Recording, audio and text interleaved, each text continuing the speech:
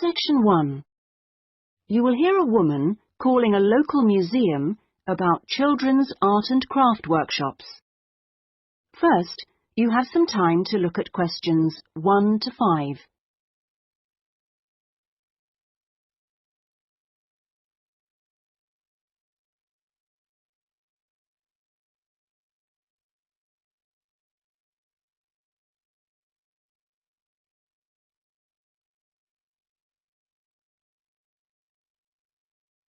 You will see that there is an example that has been done for you.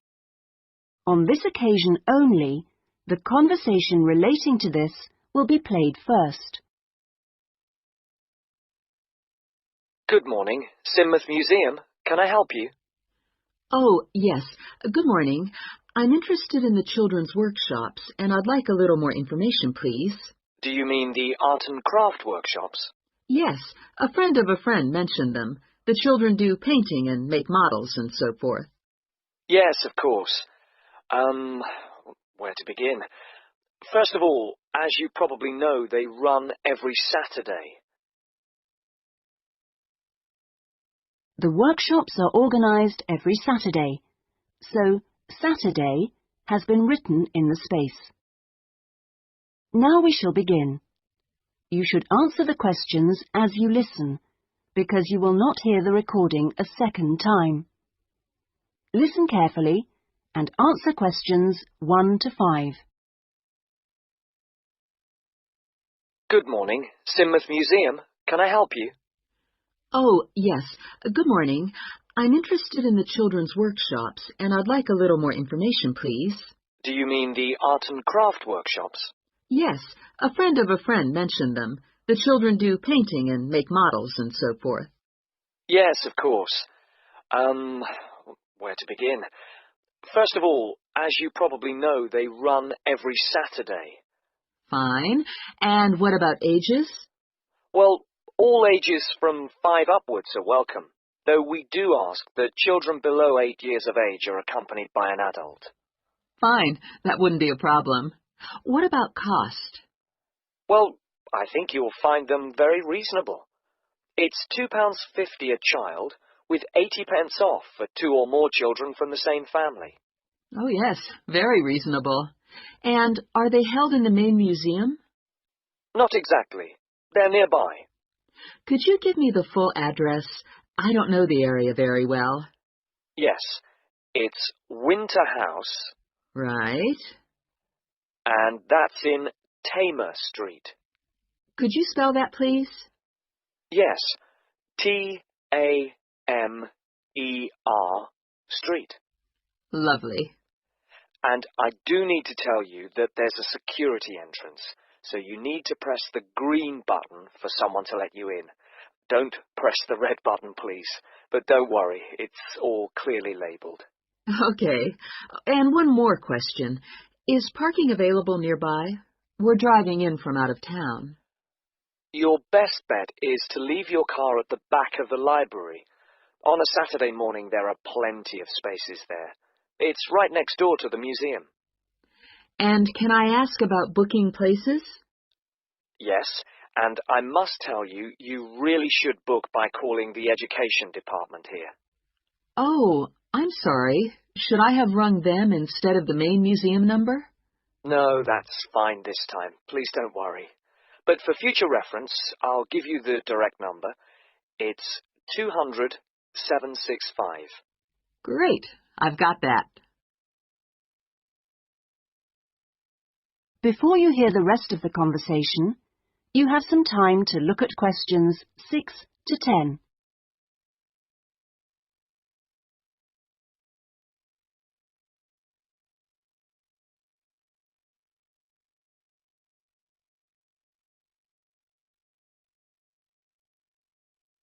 Now listen and answer questions 6 to 10.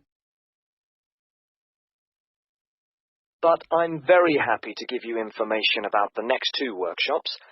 On Saturday the 16th, there's building castles. Oh, sounds great. This involves quite a bit of glue, so just make sure the kids are in old clothes. I know. Ones I don't mind getting mucky. Exactly. And if possible, could you bring along bottle tops, which the children might be able to use in the models, as decoration? We'll certainly try to find some for you. Then the following week... That'll be the 23rd, won't it? Yes, that's right.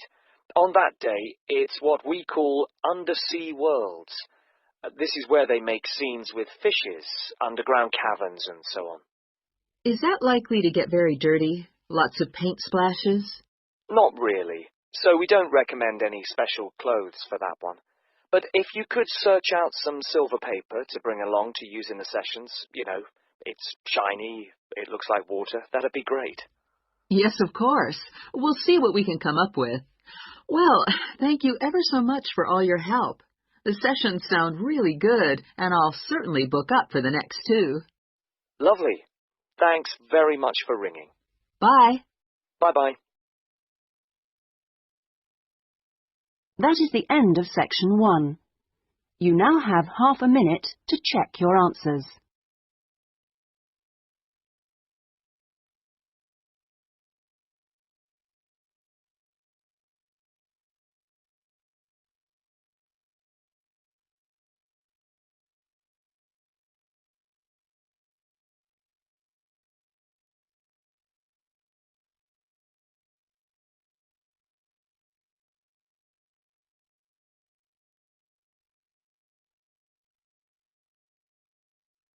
Now turn to section 2.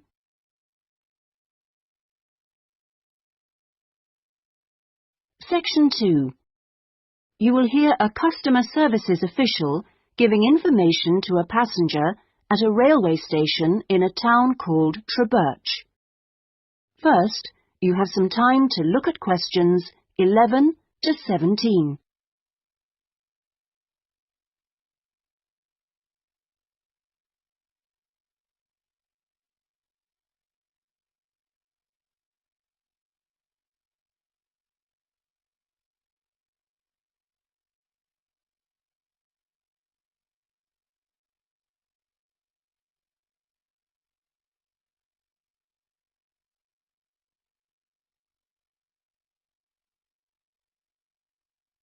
Now listen carefully and answer questions 11 to 17.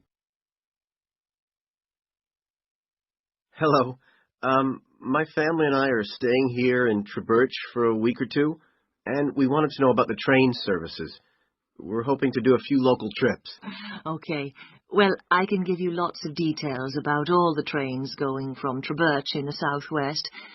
This leaflet will be very helpful, but I can tell you some of the main things. We've got 2 main train stations in the town. King Street is for local commuter lines and regional services. What about trains to London? I'll need to go there on business for one day. Then you need to go to Central Station. That's for all the national services. There are regular trains to London. They leave Trebirch every half hour on weekdays and every hour at weekends. It takes about 2 hours, a bit longer on Sundays. You've got a choice of first and second class, and there's a buffet car, though refreshments are included in the cost of a first-class ticket. Ah, right.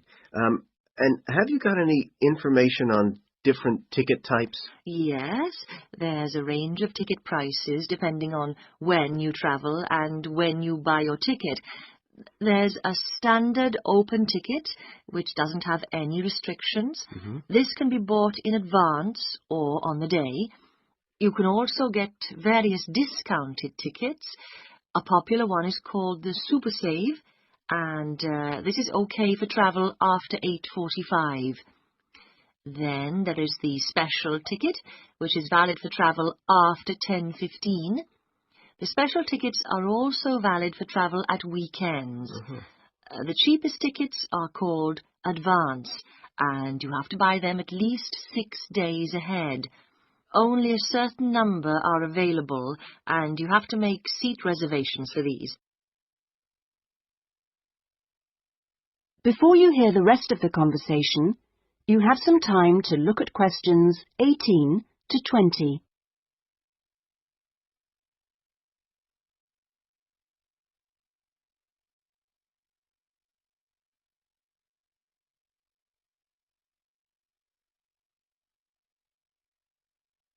Now listen and answer questions 18 to 20.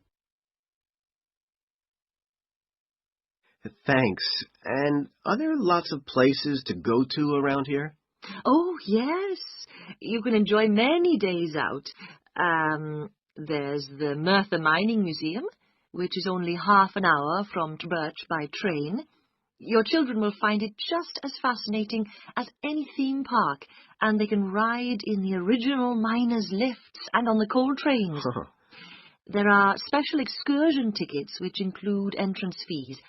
Mainline trains also offer direct services to Bristol, where you can visit the docks or spend a great day out with the children in the zoo, which is set in the parkland that used to surround the old castle. Special family away day fares are available for this service now during the school holidays.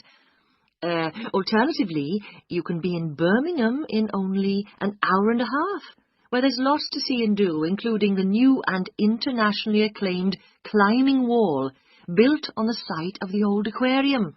We will also be running a special service to Newport when the new Science Museum opens next year, as we anticipate a lot of visitors in the opening weeks. I'd advise you to call early to book your tickets. Is that okay? Yes, thanks. That is the end of section 2. You now have half a minute to check your answers.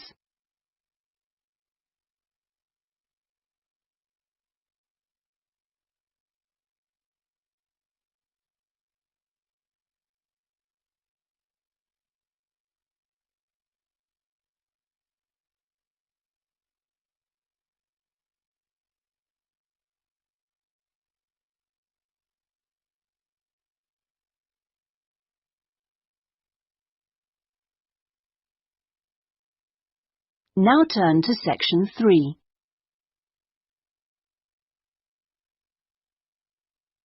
Section 3.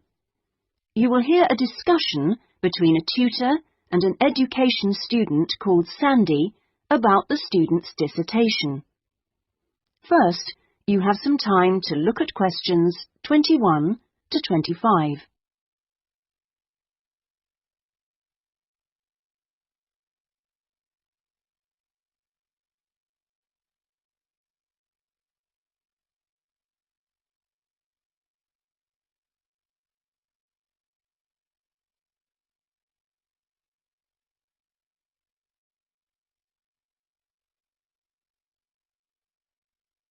Now listen carefully and answer questions 21 to 25. Hello, Sandy. How have you been getting on with your dissertation? Fine, and I've been working hard on the various action points we agreed on our last tutorial. Do you want to talk me through what you've done? Yeah, sure. Well, we agreed on 3 main targets for me to aim for. The first one was to find out about suitable data analysis software. Yes. And what I decided to do was to look through catalogues specialising in IT. That's a good idea. What did you come up with? I found the names of 2 promising ones. Right. But I also thought it'd be worthwhile talking to a lecturer. Oh, right. Who did you see? Jane Prince. Do you know her? She's in the computer centre? Yes, of course. She's the new head. Yes, well, she was very helpful. Oh, that's good. Did she suggest anything in particular? Yeah, she recommended software called VVAT and said I should book up for a couple of practice sessions using VVAT. Great. I'm sure you'll find them useful. And, of course, the second target was to draw up a survey checklist, which... Yes, you emailed me it last week. Have you had a chance to look? Of course.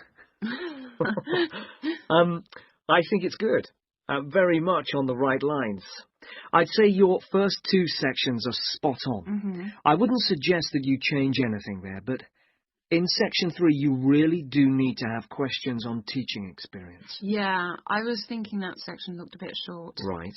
And my third target was do further reading on discipline. Oh, yes. I mentioned a couple of writers, didn't I? Yes, well, I got hold of the Banerjee, and I thought that was excellent, but I'm afraid I didn't manage to get hold of the essays about classroom management.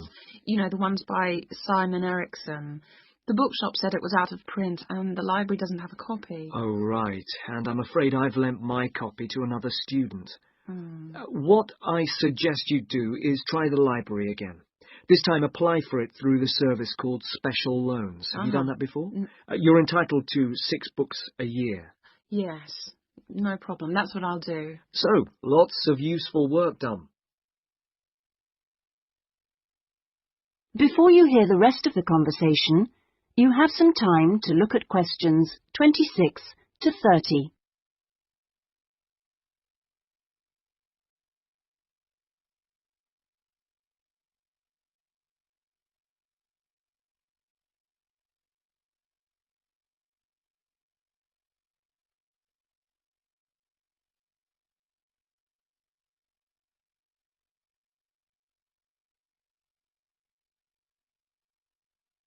Now listen and answer questions 26 to 30.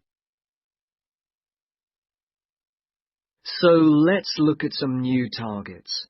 We'll start by having a chat about your Chapter 1. I very much enjoyed reading it.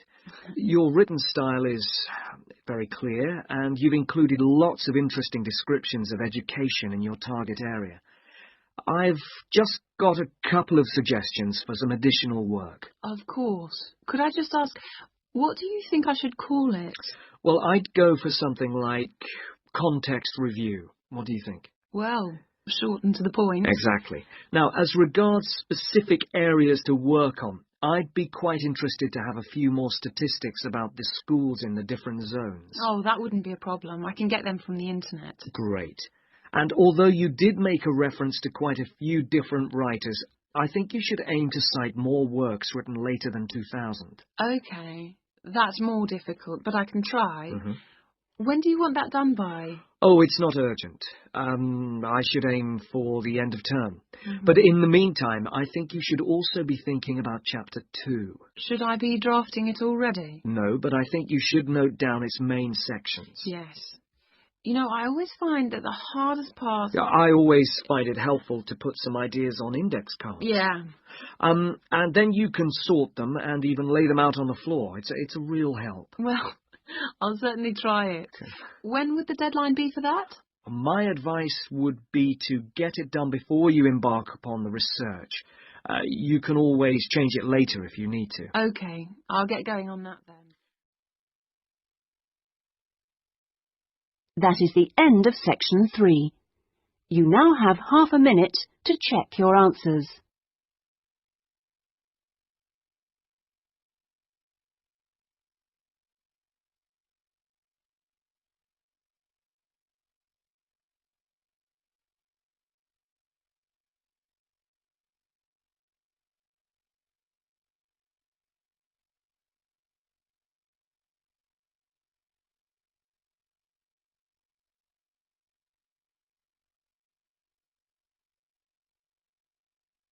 Now turn to section 4.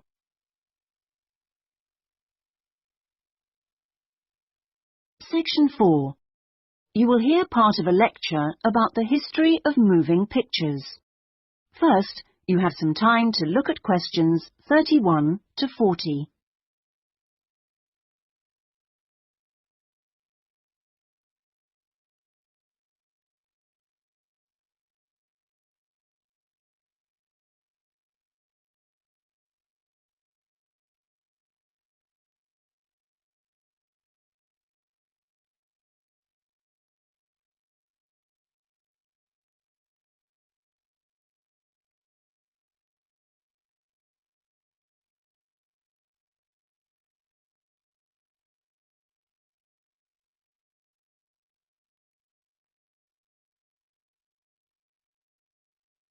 Now listen carefully and answer questions 31 to 40.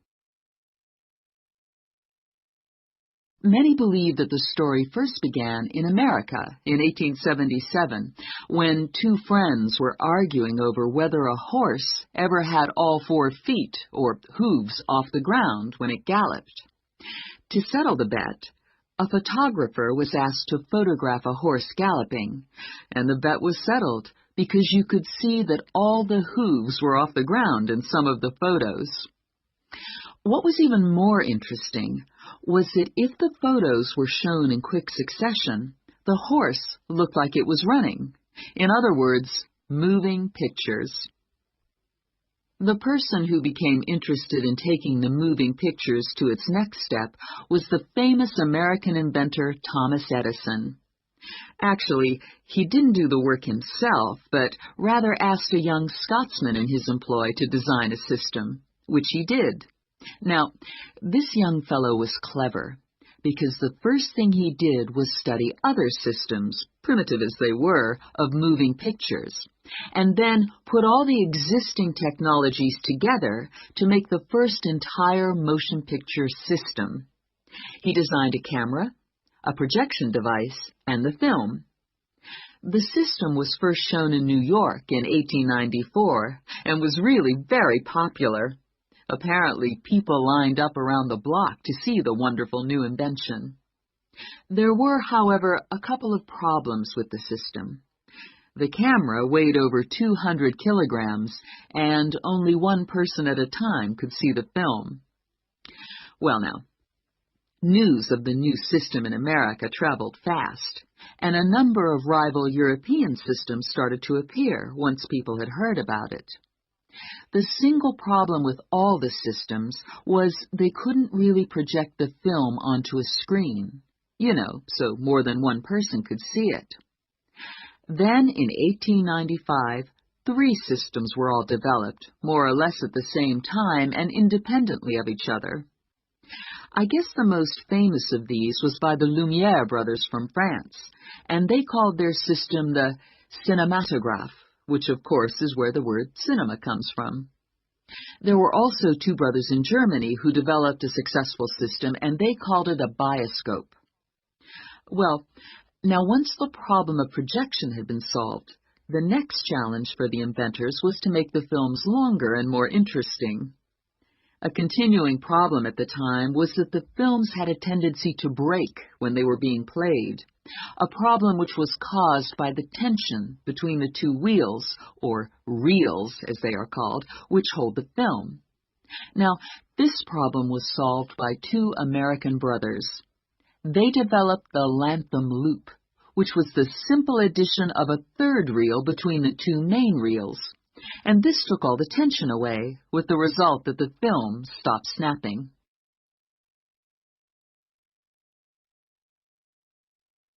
So now there was a real possibility of having films of more than 2 or 3 minutes. And this led to the making of the Great Train Robbery, the very first movie made. It only lasted 11 minutes, but was an absolute sensation. And there were cases of people watching the movie and actually fainting when the character fired a gun at the camera.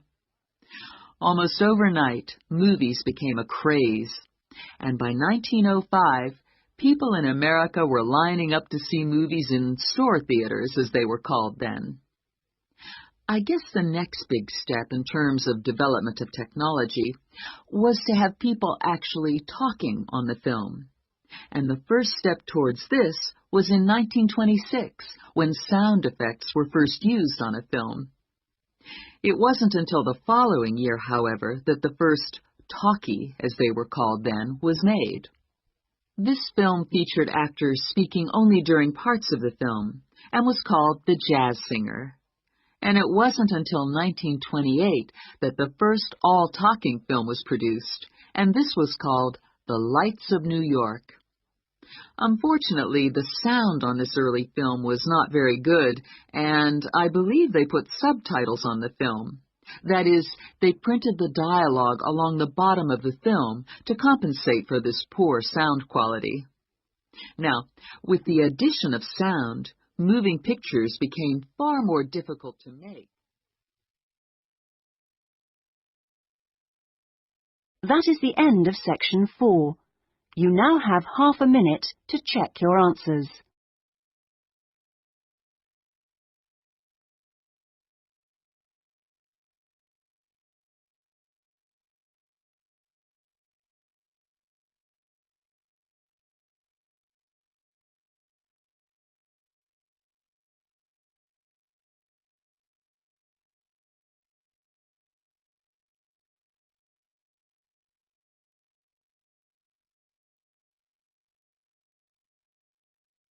That is the end of the listening test. In the Ielts test, you would now have 10 minutes to transfer your answers to the listening answer sheet.